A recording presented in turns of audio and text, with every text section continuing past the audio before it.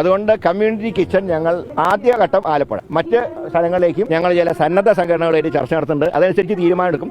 ഇവർ ഇപ്പോഴും സന്നദ്ധ സംഘടനകളുമായിട്ട് ചർച്ച നടത്തിക്കൊണ്ടിരിക്കുന്നേ ഉള്ളൂ. അല്ലാതെ മെഡിക്കൽ കോളേജ്, ഞാൻ തിരുവനന്തപുരം മെഡിക്കൽ കോളേജിന്റെ കാര്യമാണ് പറയാൻ പോകുന്നത്.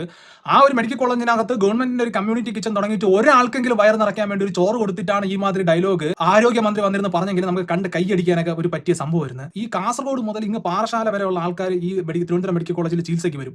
ഇവർക്ക് കൂട്ടിരിക്കുന്ന ആൾക്കാർക്കും ചിലപ്പോൾ പുറത്തിരിക്കുന്ന ആൾക്കാർക്കും കൂടെ ചേർത്തിട്ടായിരിക്കും അവിടെ ഒരു പൊതിച്ചോറ് വാങ്ങിച്ചുകൊണ്ട് പോയിട്ട് ചിലപ്പോൾ രണ്ടുപേര് ചേർന്നിരുന്നിട്ടൊക്കെ കഴിക്കുന്നത്. അപ്പോൾ 4 ചപ്പാത്തി, ഇപ്പോൾ 2 ചപ്പാത്തിയെങ്കിലും വാങ്ങാൻ ഡെയിലി വാങ്ങാൻ കാശുള്ള ഒരാളാണെങ്കിൽ ഈ 1.5 മണിക്കൂർ, നിങ്ങൾ തിരുവനന്തപുരം മെഡിക്കൽ കോളേജിൽ പോയി നോക്കണം, 1.5 മണിക്കൂറൊക്കെ മേളിൽ വെയിലത്ത് നിന്നിട്ടാണ് ആ ഒരു പൊതിച്ചോറിന് വേണ്ടി ഇവർ നിൽക്കുന്നത്. എന്റെ അറിവിൽ തന്നെ ഡിവൈഎഫ്ഐ ചെയ്ത ഏറ്റവും ഒരു മികച്ച കാര്യമാണ് ഈ പൊതിച്ചോറ് കൊടുക്കുന്ന പരിപാടി എന്ന് പറയുന്നത്. ഇപ്പം കോൺഗ്രസ് ഗവൺമെന്റിന്റെ ആരോഗ്യമന്ത്രി മുരളീധരൻ പറഞ്ഞത് കേട്ടാൽ എനിക്ക് ഫീൽ ചെയ്യുന്ന കാര്യം എന്ന് വെച്ചാൽ, അങ്ങ് ഡൽഹിയിൽ ജയ് ശ്രീറാം വിളിച്ചാലേ 2 കഷ്ണം റൊട്ടി കൊടുക്കുള്ളൂ എന്നും പറഞ്ഞിട്ട് കുറച്ച് നാൾക്ക് മുമ്പ് ഞാനൊരു വീഡിയോ കണ്ടായിരുന്നു. അപ്പൊ ആ പറഞ്ഞ വ്യക്തിയും ഈ ആരോഗ്യമന്ത്രിയും തമ്മിൽ എന്തോന്നൊരു വ്യത്യാസം.